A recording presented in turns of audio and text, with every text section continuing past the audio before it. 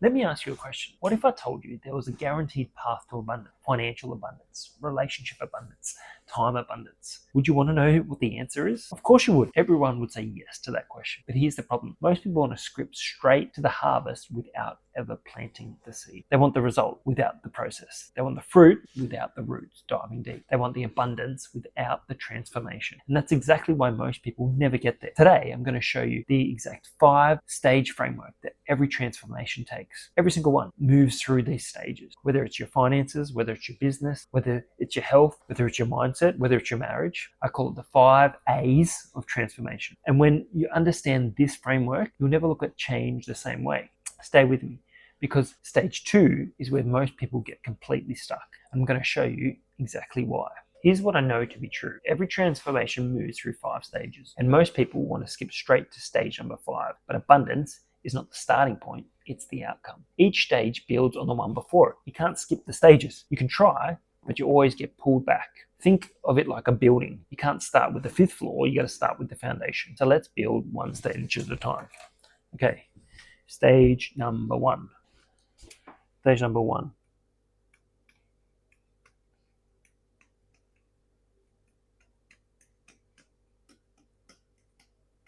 Awareness. You can't change what you can't see. You can't change what you don't know. This is stage 1, and it sounds simple, but you can't underestimate it. Before you can improve anything, your finances, your business, your health, your relationships, your mindset, you first have to be aware of where you actually are, your starting point. When you jump on to your GPS on your phone, one of the first things, when you're setting up the app, usually you set up and you say, let them know your location, let you know your starting point, because you're putting your destination. You know where you want to go, but if you don't know where your starting point, you don't know which steps to take. Most people thinking they're living on autopilot, they're operating from habits they didn't even consciously choose, beliefs they inherited, patterns that they've never examined. And here's why what's wild about awareness is it doesn't feel like progress, it feels like pain, because the truth is actually uncomfortable. The questions for awareness, ask yourself, where am I right now? Really? How did I get here? What habits created my reality? What beliefs am I living from? And what am I avoiding looking at? In money, when you open your bank account, your statement, and realize you've spent more than you've earned for the last 3 years, not because you didn't know the math, but because you never stopped and look at it. In business, you realize you're not a business owner, you're self-employed. If you stop working, your money stops. That's not a business problem. That's a job you created for yourself. You bought a job. Why pay for a job when you can go get one? In health, looking in the mirror, not at a glance, but an honest look, and you admit, what am I been avoiding? In the age of AI, you become aware of technology is advancing faster than you are, and the people who refuse to use it, they'll be left behind. The Bible says the truth will set you free, but it doesn't say the truth will feel good at first. Truth comes before freedom. Awareness becomes before change. Awareness creates clarity, and clarity creates change. Okay. Number 2, acceptance.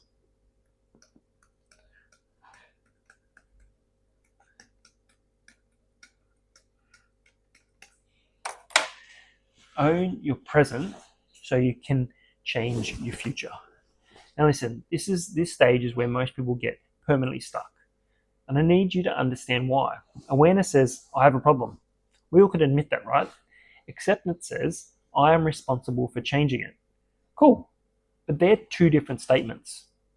A lot of people become aware of their situation, and then instead of accepting responsibility, they explain it, they justify it. They find something or someone else to blame. Victim mentality. This happened to me. Ownership mentality. This is where I am. Now what? What do I need to do next?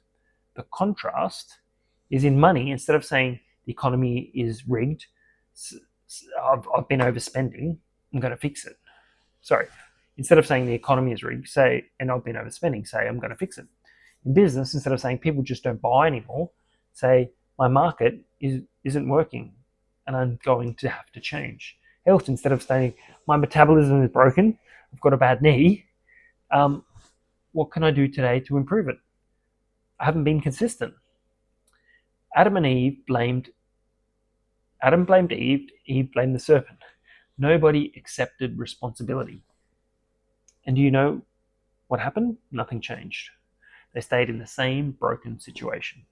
Blame is comfortable, but blame is a prison. I wanted to tell you something personal. There was a moment in my life where I had every reason to blame the circumstances. I didn't choose what happened to me. No one would. But I want you to understand something. There's a difference between what happens to you and how you respond to that. I couldn't control the first one. You can't control the first one, but you can control the second one, how you respond. That decision, the moment of acceptance, changed everything. Not because it was easy, but because it was true. Responsibility is the doorway to transformation. Okay, foundation number 3, action.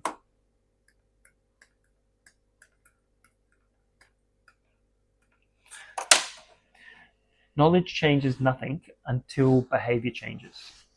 Here's the irony. Most people think action is stage 1. They think transformation starts when you start doing things. But action without awareness is misdirected.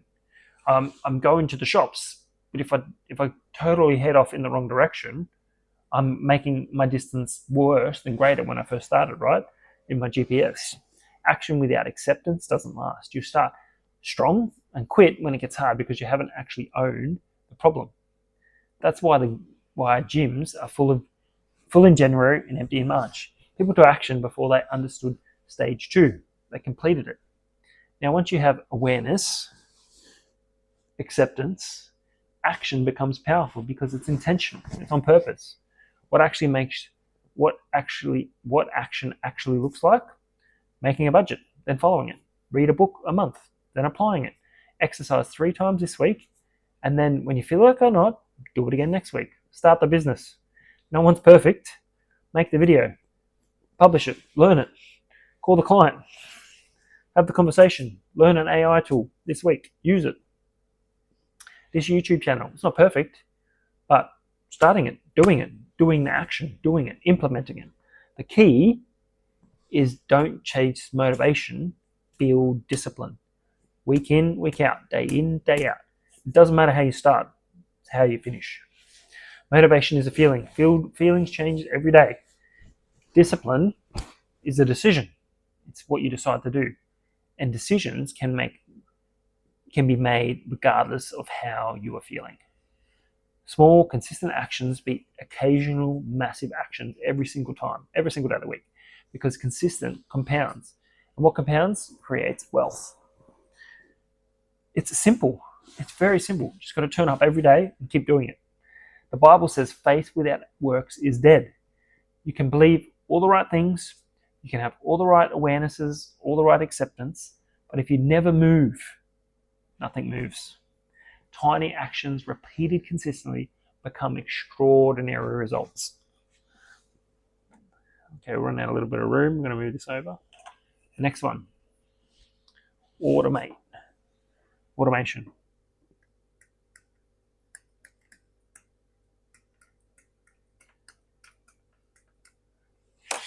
Systems beat willpower every single day of the week. Now, we're not getting to something that most people will never reach, and this stage is where wealth actually begins.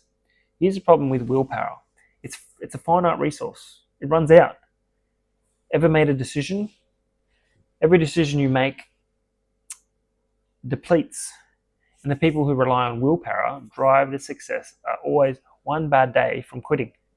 But systems don't run out. Systems don't have bad days. Systems don't wake up unmotivated. Successful people remove decisions. They design their environment, their finances, their business, their health, their relationship, so the right behavior happens automatically. We're not talking about fancy AI automations. You can automate quite simple things. In your banking app, transfer funds to a certain account, a savings account, an investing account, simple things. In money, automate investings. If it moves before you can spend it, automate savings. A percentage, every payday goes over here. Automate paying bills in business. Email funnels that can follow up while you sleep. ManyChat, it's on social media and it replies to your DMs. Simple. Hiring and delegating. Your time moves up the value chain. Standard operating procedures in your business. Your teams know what to do. They don't have to ask questions. AI. Automate content pipelines. AI assistants. AI research. AI agents in health. Meal prep. Make decisions so you don't have to decide. Morning routine. Lock it in. Same time. Same sequence. Same, not negotiable. Schedule workouts. Have a PT so you book it in. When I have a PT session, it's booked in, so I know I'm going to be there because I'm meeting someone. I'm not just relying on myself to be there. I've booked in the time. I've got to be there. James Clear says you don't rise to the level of your goals, you fall to the level of your systems. That's pretty powerful. So stop raising your goals and start building your systems. Okay. What you automate determines what you become. Oh, zooming in. Zoomed in too much. Okay. And the top one is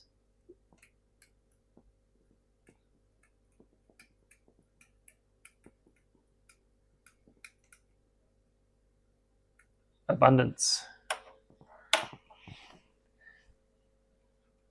This is the harvest. We made it to the top. This is where everyone wants to start.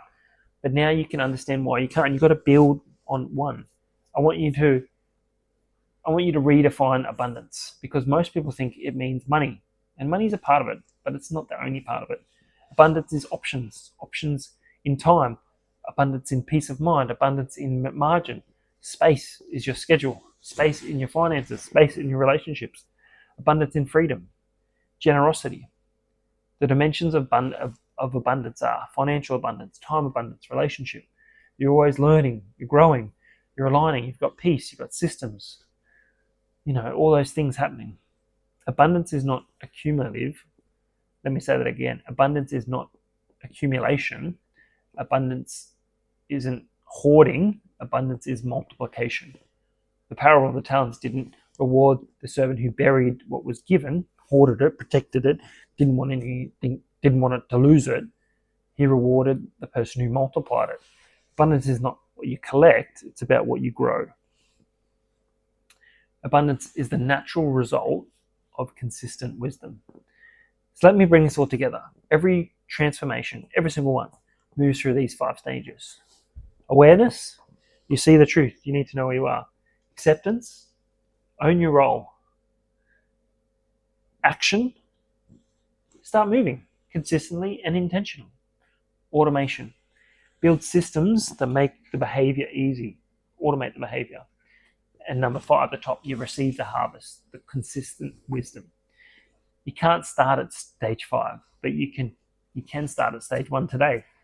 What do you need to see? That's your awareness question. What do you need to own? That's your acceptance question. What do you need to do? That's your action question. What can you systemize? That's your automation question. And how can you multiply and give? That's your abundance question. Answer these questions. Put them in the chat if you can. And take responsibility, because that's how it works. It's helped me so much. And I'm different today because of these 5 steps. So thanks so much for watching, and I can't wait to see you on the next video.